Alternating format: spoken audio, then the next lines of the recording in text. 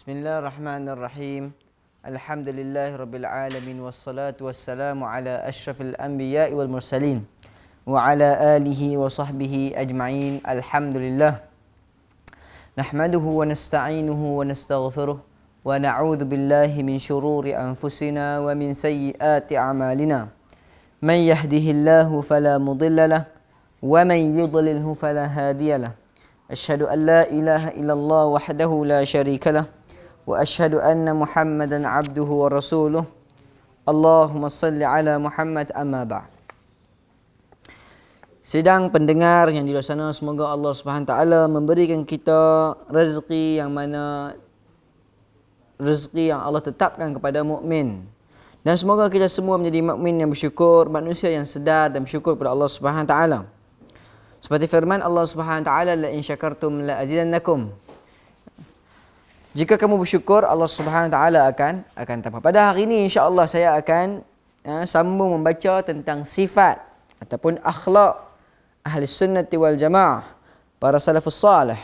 Bagaimana mereka punya akhlak? Adakah sama dengan akhlak yang kita dah buat ni? Ataupun hanya nama yang sama salaf, ikut sunnah, tapi akhlak tak sama. Taib.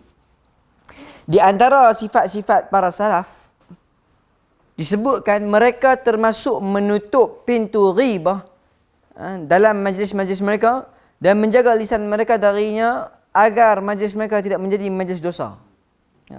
Satu majlis yang mana tidak mereka menjaga, menutup pintu-pintu ghibah. Sebab itu Ibn Qayyim rahimahullah mengatakan perkataan lakin adalah salah satu pintu-pintu ghibah. Lakin bermaksud tetapi. Contoh kalau kita kata kawan ni baguslah, dia ni bersemayang 5 waktu, tapi dia ni tapi ni adalah satu perkataan yang mana ia salah satu pintu-pintu ghibah. Tetapi dalam majlis-majlis ilmu para salaf, apabila berlakunya majlis kuliah ataupun durus dan sebagainya, mereka menjaga majlis-majlis mereka daripada ghibah. Allah Subhanahu wa taala berfirman, ولا تجسسوا ولا يغتب بعضكم بعضا أيحب أحدكم أن يأكل لحم أخيه ميتا فكرهتموه. Dan janganlah sebagian kamu mengata sebagian yang lain, sukakah salah seorang di antara kamu memakan daging saudaranya yang sudah mati, maka itulah kamu merasa jijik kepadanya. Taib. Allah Subhanahu taala menceritakan tentang sifat orang-orang yang melakukan ghibah, mereka diancam dengan memakan daging saudara mereka yang telah mati, iaitu bangkai. Dan Allah melarang kita daripada melakukan ghibah, iaitu mengata satu benda pada saudara kita yang lain. Sama ada kita kata di depan majlis kita, sembang dengan orang depan kita, ataupun bukan depan kita seperti di dalam sosial seperti Facebook, WhatsApp. Kita mengata pada satu orang, termasuk ghibah. Kadang-kadang orang kata yang duk ghibah ni, kalau orang bahasa Malaysia, orang Melayu lah disebut membawang. Orang duk kata orang perempuan yang membawang, tapi sedangkan orang lelaki-lelaki pun banyak yang membawang. Tambah-tambah di masjid. Dulu ni kalau ni masjid tak ada lah orang nak bawang ni. Tapi kalau di masjid dulu, lepas isyak, lepas maghrib, lepas subuh, dia ada lah kedai kopi dia. Tentulah dia nak cari pahala banyak sikit. Semoga kita minta lindung dan ikutlah jejak para salaf. Bagaimana akhlak mereka, bahkan mereka orang yang salih, orang yang alim. Di majlis ilmu mereka pun mereka menjaga lisan untuk mengelak diri mereka daripada melakukan dosa yang mana dosa itu diancam dengan satu perbuatan yang hina, memakan daging saudara mereka sendiri. Na'udzubillah. Baik. Kemudian disebutkan juga mereka para salafus salih, ahli sunnati wal jamaah, banyak malu, beradab, kasih sayang, tenteram, tenang, sedikit berbicara, sedikit ketawa, banyak berdiam, berbicara dengan hikmah untuk memudahkan penuntut ilmu dan tidak bergembira dengan sesuatu pun dari dunia ini. Hal itu terjadi kerana kesempurnaan akal mereka. Sebab tu akal manusia ini Allah Subhanahu taala menciptakan kepada manusia sempurna, tetapi kesempurnaan itu dilihat bagaimana kita membimbing akal kita. Kalau akal kita guna cara salah, ataupun perbuatan kita seperti orang tidak ada akal, maka sepertilah binatang. Sebab tu haiwan dengan manusia ini makhluk Allah SWT. Masing-masing mempunyai otak otak tu untuk fikir. Tetapi perbezaan di antara haiwan dengan manusia iaitu akal. Manusia ada akal, haiwan tak ada akal. Akal ini digunakan untuk membezakan baik dan buruk. Dan akal ini akan sampai ke tahap kematangan yang sangat kuat dengan ilmu. Dengan ilmu, akal boleh membezakan ini baik dan ini bukan baik ataupun buruk ataupun benda yang tidak bagus. Dan akhlak para salafus salih disebutkan banyak malu. Malu tu ada. Beradab. Ni kadang-kadang kita tengok orang kita ni, malu pun tak ada. Malu ni tak semestinya untuk orang yang ni. Kadang-kadang duk tayang aurat. Para wanita di luar sana pakai baju menunjuk, menayangkan satu benda yang mana bagi mereka itu kemuliaan. Perempuan ni kalau lagi seksi, lagi mulia mereka rasa. Tapi sedangkan kemuliaan itu bukan di sisi Allah, tetapi di sisi syaitan. Mulia di sisi syaitan, hina di mata Allah Subhanahu Wa Taala. Mereka yang kurang malu, sebab tu al-haya minal iman, malu itu daripada iman. Yang mana sifat itu sangat penting bagi mukmin. Kadang-kadang orang buat dosa depan manusia pun tak malu, sehingga melakukan dosa depan manusia tak ada rasa apa dah. Kenapa? Malu dah tidak ada. Mencela di Facebook, memaki hamun, menggunakan perkataan kesat, kadang-kadang tayang gambar-gambar yang tak elok isteri dia dan sebagainya. Hilang rasa malu dan hilang rasa cemburu terhadap satu benda yang mana ia haram di sisi Islam. Kemudian mereka disifati dengan beradab. Diceritakan para imam bagaimana ketika mengajar hadis, seperti disebutkan A'mash, yang mana ketika dia mengajar dia tak suka orang mana-mana yang bercakap. Kalau dia nak mengajar tak mau dengar orang bercakap, bunyi retah pun tak mau. Kalau bunyi dia tutup majlis tu. Ada imam lalu depan guru dia ataupun menuntut ilmu dengan ulama tersebut, imam tersebut, diamnya dia, duduk tu elok. Ada. Mereka mempunyai kasih sayang ketika berdakwah, ketika bermajlis, berkasih sayang, mengambil tahu tentang saudara dia. Kemudian tenteram, tenang, sedikit berbicara, sedikit tertawa. Orang salafus salih ni, mereka ni orang yang orang kata hudu, tenang. Yang mana mereka ni tak cakap banyak. Ketawa pun tak. Kalau nak cakap benda yang penting, kalau tak ada pun dia diam. Seperti qala Nabi sallallahu alaihi wasallam, man kana yu'minu billahi wal yawmil akhir falyaqul khairan aw liyasmut. Hadis muttafaqun alaih. Barang siapa yang beriman kepada Allah dan hari akhirat, maka berkata-katalah yang baik-baik ataupun diam. Nak cakap benda yang baik. Tak ada benda nak cakap, diam. Kadang-kadang kita tak tahu nak cakap apa, kita pun merapu. Sebab tu satu orang ni kata apa? Orang yang banyak bercakap, banyak berbicara, banyak melakukan satu benda yang menampakkan diri dia, imma makin lihat kebodohan dia, wa imma makin lihat kepintaran dan kebijaksanaannya dia. Kalau dia orang bijak, lagi banyak bercakap, lagi nampak hebatnya ilmu dia, lagi nampak isolehnya dia ni. Tapi kalau orang yang tidak ada ilmu, orang yang tidak peribadi yang tidak bagus, dia banyak bercakap, perilaku dia sembang dengan orang, berbicara dengan manusia, cakap dengan orang, menggunakan perkataan-perkataan yang tidak bagus, tidak ada menghormati sesama orang Islam. Bahkan dia pukul rata semua orang sama. Dia cakap lagu tu. Ini makin nampak kebodohan dalam diri dia. Makin nampak kebodohan dalam diri dia. Sebab tu Nabi SAW kata apa? Bercakap, barang siapa beriman kepada Allah dan hari kiamat, berkata-katalah yang baik ataupun diam. Bercakap ni, ni kita bercakap dalam telefon pun kira bercakap dah. Duk komen macam-macam, kadang-kadang tak ada benda nak baik nak bercakap. Bercakap juga jadi masalah. Dia nak komen hak ni, nak komen hak ni, maka jadilah nampak kebodohan dalam diri dia tu. Dia sendiri yang buka kebodohan dia tu bagi orang lain nampak. Baik. Berbicara dengan hikmah untuk memudahkan penuntut ilmu. Ini untuk orang yang mengajar, ikutlah jejak para salaf. Ketika kita mengajar, gunalah istilah-istilah yang mana perkataan-perkataan yang boleh menyebabkan orang yang mendengar membawa kepada satu titik yang mana titik itu kefahaman. Kita nak bawa orang yang tidak ada ilmu, kita nak menyampaikan, nak memberi, nak berkongsi satu benda yang mereka tidak mengetahuinya, kita membawa mereka dengan cara hikmah yang mana berlembut dalam perkataan kita guna. Jangan kita guna perkataan tinggi. Lah kali kita seorang yang faham, orang lain, apa dia ni? Istimbat tu apa? Apa dia tak faham lah ustaz ni cakap apa? Dia syok seorang-seorang.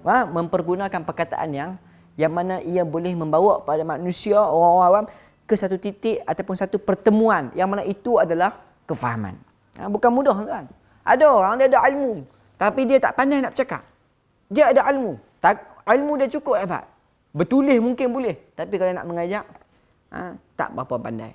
Tak boleh nak terang kat orang, tak boleh nak cerita dekat orang. Tapi dia bijak, dia ada ilmu. Sebab tu jangan pandang orang tak cakap banyak, orang diam ni orang tak ada apa. Kadang-kadang dia lebih pandai daripada kita. Kemudian orang yang bercakap ni kadang-kadang ada yang ilmu dia ni taklah hebat mana pun. Tapi kerana dia pandai mengajak orang, pandai menggunakan istilah-istilah yang lembut. Kalau orang utara ni pandai cakap bahasa palih, senang orang utara dengar pun syok. Jadi menggunakan perkataan-perkataan yang mana orang tu tertarik dengan perkataan dia. Itulah cara para salaf ketika mereka berdakwah ataupun di dalam majlis-majlis mereka. Dan mereka ini, iaitu ahli sunnah, para salaf, tidak bergembira dengan sesuatu pun dari dunia ini. Bab dunia mereka tak seronok langsung. Sebab tu kita ni kadang-kadang umat di akhir zaman lemahnya iman kita. Iman kita cukup lemah. Sehingga kita cintakan dunia, apa pun kita buat kita inginkan dunia. Ini bukan untuk tuan-tuan. Bahkan diri yang cakap sekarang pun manusia yang mana kita ni terfitnah.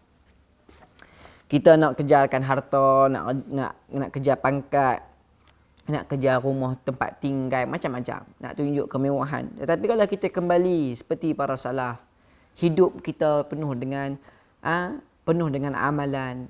Kita banyak inginkan kebaikan di akhirat. InsyaAllah Allah mudahkan di dunia. Datangnya kemudahan di dunia itu bukan kebanggaan baginya. Datang kemewahan, datang duit macam-macam, pangkat. Bagi dia itu bukan satu benda yang mulia, tapi satu ujian untuk dia. Ujian untuk dia. Bukan senang tuan. Bukan senang. Kadang-kadang orang susah nak orang kaya. Orang kaya tengok orang susah, mereka ni seronok, gembira, tak macam kita. Masing-masing ada ujian masing-masing. Sebab tu kita kena ikutlah jejak para salaf. Ikutlah jejak orang sunnah, ahli sunnah wal jamaah. Bukan ikut dari segi akidah saja. Bahkan akhlak kita pun kena ikut. Kita mengaku kita ahli sunnah. Kita cakap kami ni ahli sunnah. Tapi dalam perbicaraan kita, dalam akhlak kita, nak cakap dengan orang, mencela orang, menghina orang, merendahkan martabat orang. Kita menimbulkan fitnah di antara kaum muslimin. Kita mengatakan kepada fulan tetapi perkataan itu tidak benar. Ini satu benda yang mana ia menunjukkan tidak baiknya diri kita. Tidak baik diri kita. Hal itu terjadi kerana kesempurnaan akal mereka. Sebab itulah kita sebut kesempurnaan akal ini adalah dengan ilmu. Manusia semua ada akal. Tapi ada akal 1%, ada 2%, ada yang 3%, ada 10, ada 80, ada 90. Ada 100%, tapi 100% itu payah nak dapat 100% tu. Tapi tingginya persen akal kita dengan ilmu.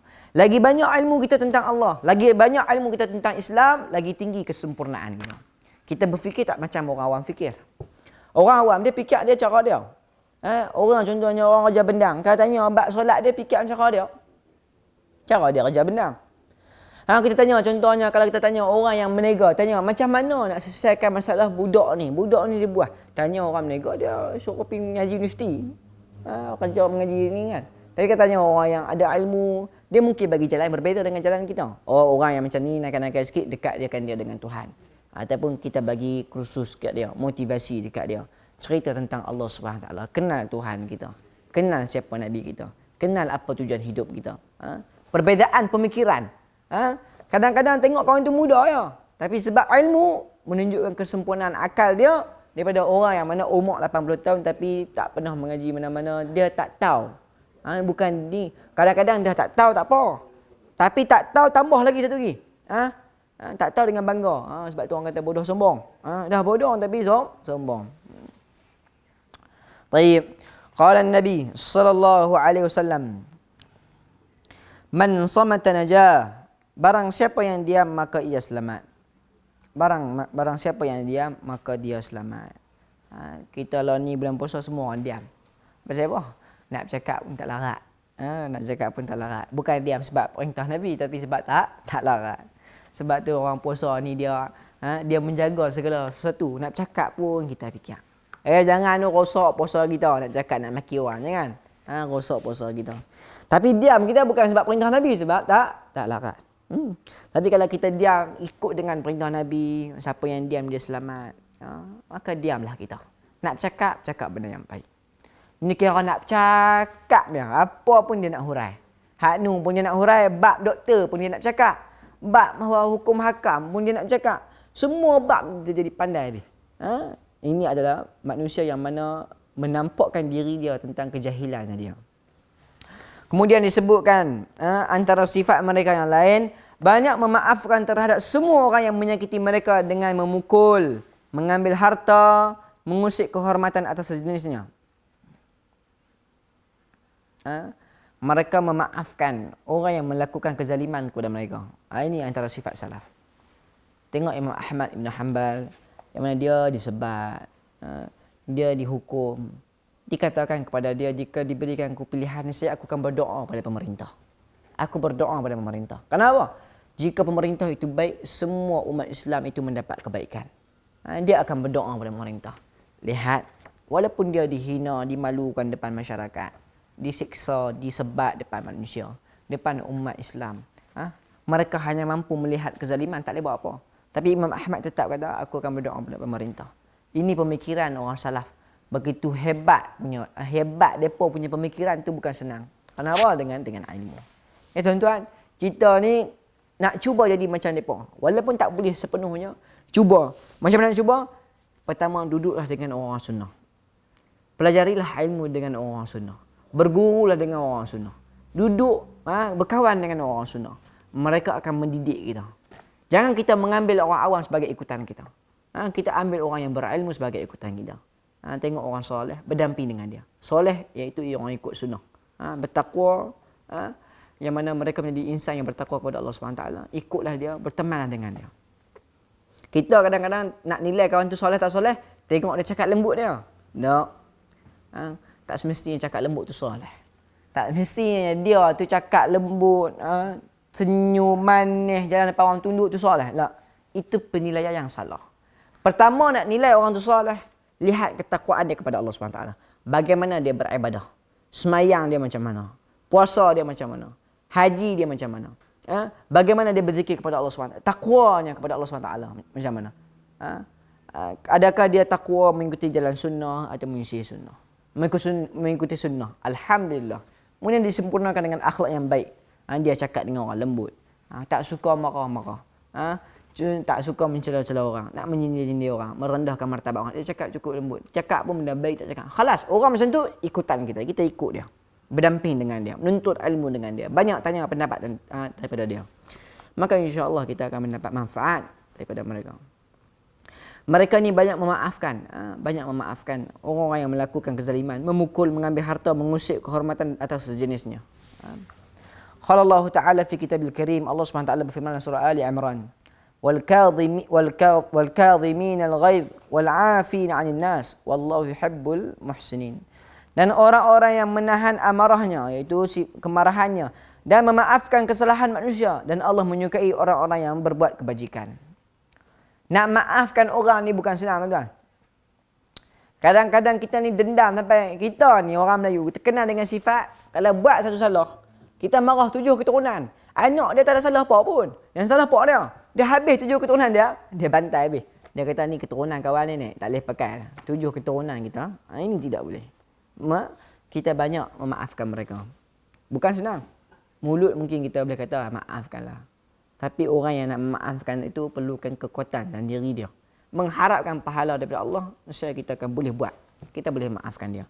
Allah Subhanahu wa taala menyukai orang-orang yang berbuat kebajikan. Allah mencintai mereka.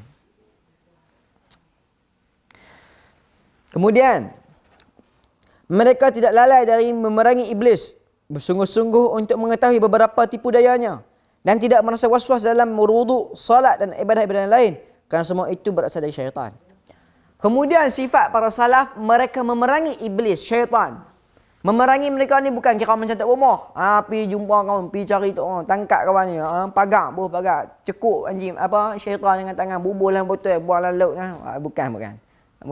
Mereka ni memerangi iblis dengan apa? Dengan ilmu mereka. Mengetahui jalan-jalan syaitan. Tipu daya syaitan nak tahu. Kerana itulah iblis ni dia bukan bodoh, dia pandai. Sebab itu kepandaian itu bukan kemuliaan. Taqwa itu kemuliaan. Kalau pandai saja, itu mulia. Iblis pun pandai. Mereka golongan Ahlussunnah memerangi syaitan sehingga mereka mengkaji jalan-jalan iblis. Bagaimana mereka ini syaitan menyesatkan umat manusia. Sehingga timbullah buku Talbis Iblis, jalan-jalan syaitan, jaga-jaga waswas dan sebagainya. Kerana apa? Mereka bersungguh-sungguh memerangi tipu daya syaitan. Kemudian mereka tidak merasa was-was dalam berwudu, salat, ibadah-ibadah lain. Kerana semua itu berasal dari syaitan. Allah Subhanahu wa taala berfirman, "Qul a'udzu birabbin nas, malikin nas, ilahin nas, min syarril waswasil khannas. Alladzi yuwaswisu fi sudurin nas, minal jinnati wan nas." Tentang waswas. Waswas itu daripada jin dan manusia. Yang mana mereka itu tidak merasa waswas dalam ketika mereka berbuat ibadah. Pernah tak tengok orang semayang takbir sampai 6 kali, 7 kali. Allahu Akbar, turun balik. Naik pula, Allahu Akbar, turun. Pasal apa? Was-was. Kadang ambil wuduk tu. Diceritakan. Dia ambil wuduk. Dia kata, tentang mandi wajib. Dia kata, dinukilkan. Tapi saya tak ingat siapa yang nukilkan. Dinukilkan mengatakan, satu orang ni dia kata dia nak mandi junub. Dia kata, ya Syekh, saya dah mandi tapi saya ragu-ragu. Kemudian saya terjun dalam laut, dah rendam badan, bangun pun masih ragu-ragu, masih was-was. Maka kawan tu, fulan tu berkata, maka telah terangkat pena daripada kamu. Maksudnya apa? Gila. Gila, dah tak tulis dah. Sampai mandi dalam laut, rendam dalam laut pun rasa macam ada tempat yang tak kena. Ini pen itu dah terangkat daripada kamu. Kenapa? Kerana dah jadi gila. Benda-benda ni tak payahlah kita ragu-ragu. Kita buat secara zahir. Kita buat, okey, contoh kita berwuduk. Kita ambil wuduk semua. Kita yakin dengan kesempurnaan kita. Alhamdulillah, solat. Kalau ada yang tak kena, kita tak tahu. Allah maafkan. Allah maafkan. Cuma kita teliti. Okey, kita ambil. Okey, ni dah yakin. Penuh dengan keinginan. Khalas, solat. Tapi duk sat dah ambil pertama, selesai dah. Tak nak takbir. Tak kena atas siku ni. Pergi ambil lain. Lah kali. Basah mandi tu. Basah baju-baju. Tak puas hati lagi, terjun dalam kolam, bangun, rasa tak kenal lagi celah-celah ni. Maka bagi dia tu keudran tak payah solat tak apa. Kenapa? Dia dah gila. Dan waswas itu adalah daripada syaitan. Hati-hati. Waswas ini satu penyakit. Ada orang waswas dia tinggi tau. Ada orang tu dia punya waswas dia tu tinggi. Sehingga kan dia tu bukan dia main-main. Dia memang serius. Dia ambil wuduk dah, rasa tak kena. Takbir pula. Kadang takbir tu yang hak ada penyakit usolli dia, cara usolli dia. Usolli ni lepas takbir ke? Takbir baca dulu, takbir lain macam. Kadang-kadang benda-benda ni satu penyakit yang mana kita perlu lawan. Dengan apa? Buat sekali ikhlas. Yakin. Tapi kalau contoh datang keraguan bagi dia tengok, lihat. Kalau selalu sangat tak payah tinggalkan. Tapi kalau jarang-jarang wuduk tak kena ni. Tengok kaki betul tak kena. Baru tak apalah. Tapi kalau sampai setiap kali nak semayang duk ragu-ragu, 20 tahun duk ragu-ragu, ini bukan ragu-ragu, ini orang panggil penyakit daripada siapa? Syaitan. Taib, saya akan ambil yang terakhir. Di antara sifat-sifat akhlak para salaf yang berpegang pada Al-Quran dan Sunnah, mereka banyak bersedekah dengan segala apa yang lebih dari keperluan mereka. Baik malam maupun siang, bersembunyi-sembunyi maupun terang-terangan. Dan banyak bertanya tentang ihwal para sahabatnya. Okey, berhenti Zat. Mereka ini banyak bersedekah. Dengan segala apa yang mereka perlukan. Apa yang lebih daripada keperluan kita. Baik malam ataupun siang. Ataupun bersembunyi-sembunyi ataupun terang-terangan. Maksudnya orang salah pun ada juga sedekah terang-terangan ni. Bukan orang kita ya. Ada juga terang-terangan ni. Melakukan sedekah amal jariah. Melakukan amal kebaikan terang-terangan pun Ada. Dan banyak bertanya tentang ihwal para sahabatnya. Banyak bertanya, mengambil tahu tentang sahabat dia. Sahabat ni tak semestinya. Contohnya kita kawan kita di universiti. Dah kita kerja-kerja macam-macam, duduk tanya sahabat yang kita main di universiti. Tak semestinya. Jiran kita. Jiran kita tanya. Cukupkan makanan? Tak tanya apa tak apa. Api suar beras kilo ke? Suar. Jangan suar duit. Kalau suar duit orang guna kot lain. Suar barang makanan. Beras ke, bihun ke, sayur ke, tomato apa jenis lah. Suar bagi. Menunjukkan para sahabat ni banyak bersedekah. Sama ada malam ataupun siang. Di malam hari pun nak bersedekah. Siang pun nak bersedekah. Sama ada bersembunyi ataupun terang-terangan. Terang-terangan. Alah, kita timbul isu. Ada satu ustaz ni sedekah terang-terangan. Ada orang kritik dia. Sebenarnya perbuatan kebaikan ni Allah SWT perintah untuk nampakkan kepada manusia. Lihatkan kepada manusia. Tetapi lihat, kalau dia kata, dia riak ataupun dia tak ikhlas, bukan kerana Allah Ta'ala, itu bukan urusan kita. Urusan Tuhan. Dia buat kebaikan. Siapa dapat? Manusia mendapat kebaikan daripada dia. Kita kata Alhamdulillah. Kita doa semoga Allah memberikan dia pahala, memberikan keampunan, merahmatikan dia dan sebagainya. Sama ada di hati dia bagus tak bagus, Allahu a'lam. Kita hukum secara zahir. Zahirnya kebaikan. Zahirnya amal soleh. Khalas, kita mendoakan kepada dia, melindungi dia, menjaga kehormatan dia. Tapi bagi orang yang mana tak puas hati, hasad dengki dan sebagainya, orang yang macam ini tinggalkan. Perkataan dia tak perlu kita dengar. Kerana manusia yang jahil, penuh dengan hati yang kotor. Melihat kebaikan rasa cemburu, melihat kebaikan rasa sakit hati. Pasal apa? Orang tu orang suka amal, aku ni orang tak suka amal pun. Kita bubuh dia. Ini orang macam ni kita tinggal. Kenapa? Kerana dia bersama syaitan, bukan bersama Allah SWT. Dan mereka banyak bertanya tentang sahabat mereka. Sebab itu sedekah yang terbaik, sedekah bagi orang yang tidak meminta. Meminta sedekah ini satu perbuatan bagi orang yang mana susah dia minta sedekah. Taib. Sedekah ini mulia bagi orang yang bersedekah kepada manusia yang memerlu tapi tak meminta. Itu lebih baik daripada kita memberi sedekah pada orang yang meminta.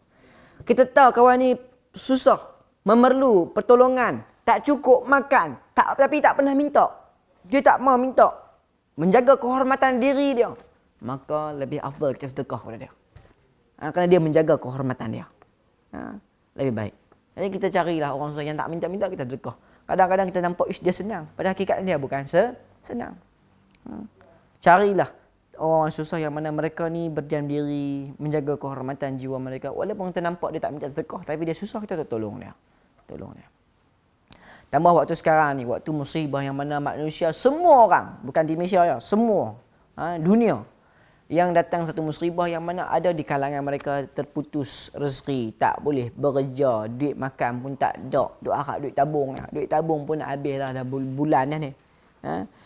Kemudian dah dapat kita waktu ni sekarang lah yang mana manusia saling memerlukan bantuan, kita keluar memberi bantuan. Kita menjadi manusia yang betul-betul menyelamatkan manusia. Memberi pertolongan kepada manusia. Allah SWT akan memberi pertolongan kepada kita. Satu hari kita ditimpa musibah, Allah akan beri jalan keluar kepada kita. Manusia yang mana memberi, yang ada kebolehan, rezeki dia Alhamdulillah ada banyak. Takat PKP 5 tahun pun tak bawah, lepas 7 keturunan pun boleh. Maka dia bantulah orang-orang.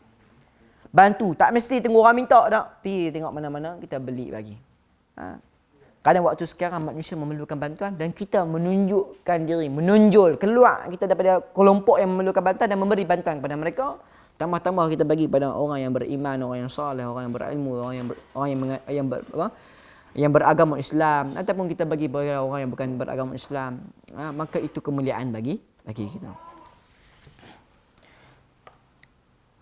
Dan banyak bertanya tentang ihwal para sahabatnya. Itu semua dilakukan agar mengetahui apa yang mereka memerlukan, sama ada makanan, pakaian dan harta, serta mereka tidak berlebih-lebihan dalam kehalalan jika mereka mendapatkannya. Taib. Mereka mengambil tahu tentang sahabat mereka, jiran, tetangga mereka. Bagaimana, cukup ke? Sama ada tak? Tanya. Kadang-kadang kalau kita tanya, takkan dia kata, saya duit tak ada ni. Dia mungkin abang tak cukup, tanyalah orang lain. Tanya tak apa, bagi pun boleh. Sedekahlah. Sama ada makanan, pakaian dan harta benda yang mana boleh membantu mereka. Dan semoga ia bermanfaat untuk tuan-tuan dan puan-puan. Cukup setakat ini. Maka yang baik itu daripada Allah Subhanahu taala, yang kurang itu dari saya. Pada hakikat dua-dua itu daripada Allah Subhanahu taala. Semoga kita menjadi insan yang banyak bersedekah. Insan yang mana banyak berdiam daripada berbicara. Insan yang mana mereka ni kurang ketawa, banyak menangis. Kita menjadi insan yang tidak lalai daripada memerangi syaitan dan iblis dan sebagainya yang menyesatkan umat manusia. Dan semoga Allah SWT memberikan kita keampunan di bulan Ramadan. Jadi manusia yang kuat. Kita saling berdoa pada orang Islam. Doa kat saya doa tuan-tuan. Masing-masing berdoa. Kerana doa itu senjata mukmin. Doa salahul mukmin. Jadi saya akhir majlis kita dengan tasbih kafarah. Subhanakallahumma bihamdika asyhadu an la ilaha illa anta astaghfiruka wa atubu ilaik. Wabillahi taufiq wal hidayah. Wassalamualaikum warahmatullahi wabarakatuh.